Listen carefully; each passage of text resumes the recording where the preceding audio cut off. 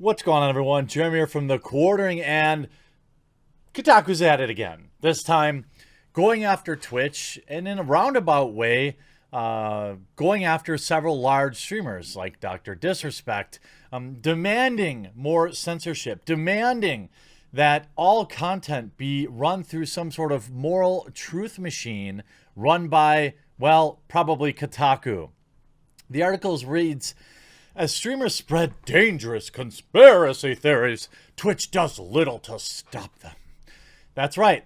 It's called free speech. And there's one side that is for it, and then there's a bunch of losers. All right? That's how this works. In the past few days, an alarming headline made the rounds. Half of Fox News viewers think that Bill Gates is going to microchip them. Bull! The very first sentence you used is absolute bull. So in an article that you're worried about spreading misinformation, you really think half of Fox News viewers believe that? Bull. You use some random survey. We all know how polling results work. You know, everyone forgot 2016 and how inaccurate and hilariously exposed polls were. Everyone's forgotten that. This idea is nonsense, of course, but there are other people with different opinions about everything going on right now, and some of them have spread, like the virus itself, across the meticulously calibrated algorithmic networks of sites like YouTube, Facebook, and Twitter, to the point they're now a part of a national conversation. Thus, you'd expect Twitch, another massive, increasingly relevant platform, would be suffering from similar issues. But it isn't. At least not on the same scale of its competition. It does, however, suffer pervasive conspiracy theory problems of its own. Well, remember that many things, this isn't obviously endorsing a conspiracy theory, all conspiracy theories, but remember that many things that start out called that way end up being true. I mean, isn't it? A lot of people would have told you that the old Mr. Jeffrey, if you would, a lot of people back then said it was a conspiracy theory that he had hundreds of women all over the planet, teenagers in this huge network of abuse. They would have said that was a conspiracy theory. Yeah, well, that ended up being true. How about Mr. Cosby, the Jello Man? It would just be a conspiracy theory that he had all the... Yep, that was true too. And there are many, many, many more things that have all started out as various wild theories that end up being true. Now, that isn't to say that things like flat Earth, this is a theory that persists in spite of overwhelming scientific evidence. Is it harmful? No, I don't think so. But there are other harmful rumors or ideas, that can spread. But that is, of course, that is part and parcel of free speech, okay? You're going to have bad ideas. The idea is not to ban them. The idea is what's the saying? Sunlight is the best disinfectant. When you ban ideas that you disagree with, then what happens? They just move somewhere else, and now they have a narrative to support them. Big media doesn't want you to believe this. YouTube is suppressing this. Believe me now. I mean, it's crazy that these authoritarians have no clue the ramifications of demanding people be banned. And now, Kotaku obviously has had a hate boner for Dr. Disrespect for years. So they rehash up the fact that he wasn't, he was talking about maybe not entirely accurate things about the sickness. But, like everybody, like the WHO themselves, who said that it couldn't spread person to person. Remember that? Oh, no, that's just an inconvenient truth. It must be another one of those conspiracy theories. So you go on to that, and Twitch is primarily driven by fundamentally a different medium, live streaming, that serves a different audience, that unto itself possesses problems. If major streamer like Dr. Disrespect randomly dons a tinfoil hat, He'll inflict the majority of his damage he's ever going to inflict at that precise moment with tens of thousands of viewers watching. That's also shockingly disrespectful to the average viewer. You know what happens when I get something wrong? My viewers let me know about it. There's many mechanisms to do that. You know, but you're also the same people that want to get rid of that. You want to remove chat from video games. You want to remove comment sections because meanies exist there. Well, you know what happens in my comment sections when I get something wrong? I get roasted. And then I read it, and then I retract or correct my statement, or in some cases, delete the video. That's how discourse works. And they then go on to talk about, you know, inaccurate application of certain rules, and talked about how Casey Tron got banned for making a joke, an obvious joke about everything going on right now. Yes, of course. I want Twitch to enforce their rules also evenly. Even now, it's still easy to find Twitch VODs of another video that's been banned on YouTube. An infamous interview with a conspiracy theorist, which is a noted believer in an ancient reptilian race, posts a bunch of blatantly false ideas about all sorts of things. Okay, do you think deleting that video from Twitch is going to stop his ideas from spreading?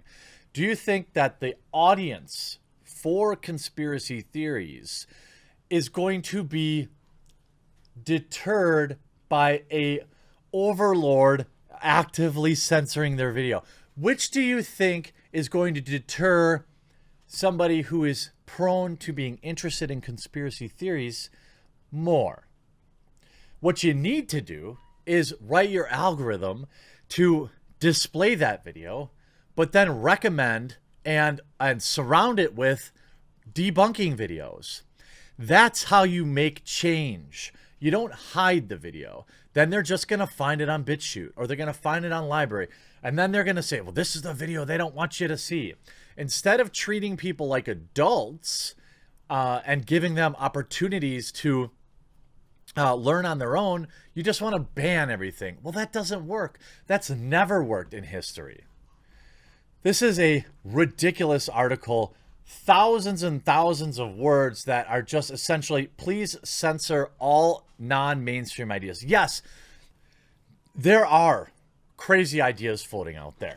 I mean, if you would have told me that Kotaku thought I was going to take them serious by bringing Destiny to talk about the COOF, to talk about censorship onto their article, that would have I would have called you crazy. But Kotaku did that. If you thought Kotaku was gonna bring up another far lefty pro-censorship channel, the Serfs, to try and prove their point, guess what? They did that too.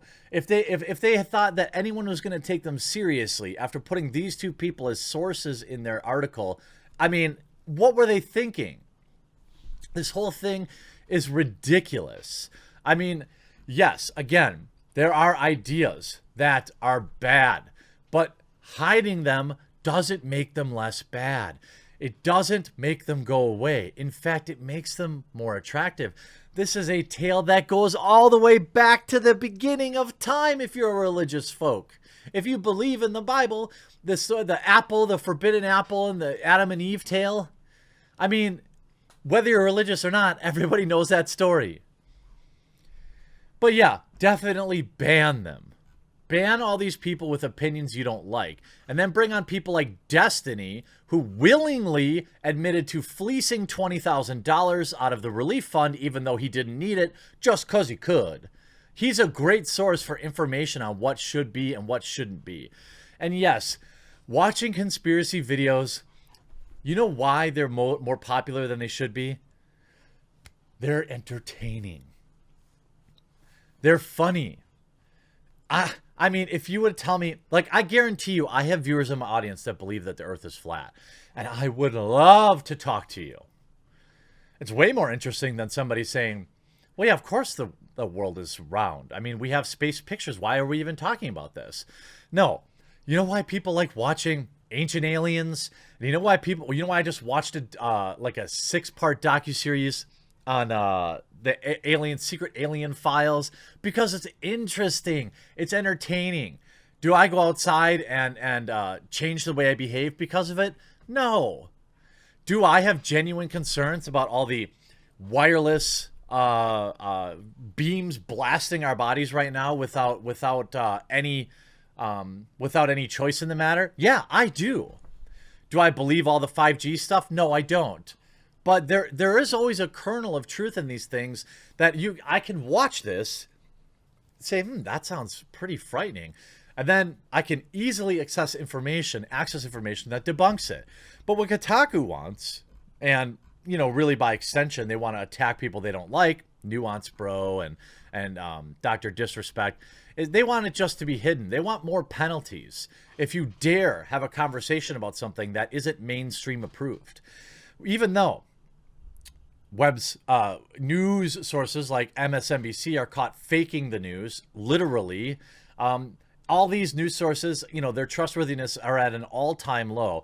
But yeah, let's ban uncomfortable ideas. Let's shield the world from anything that isn't mainstream approved, even though they pump out lies every day. Just stay suckling at that big government teat and look for mommy and daddy to censor anything that might grow your mind, might cause you to question things.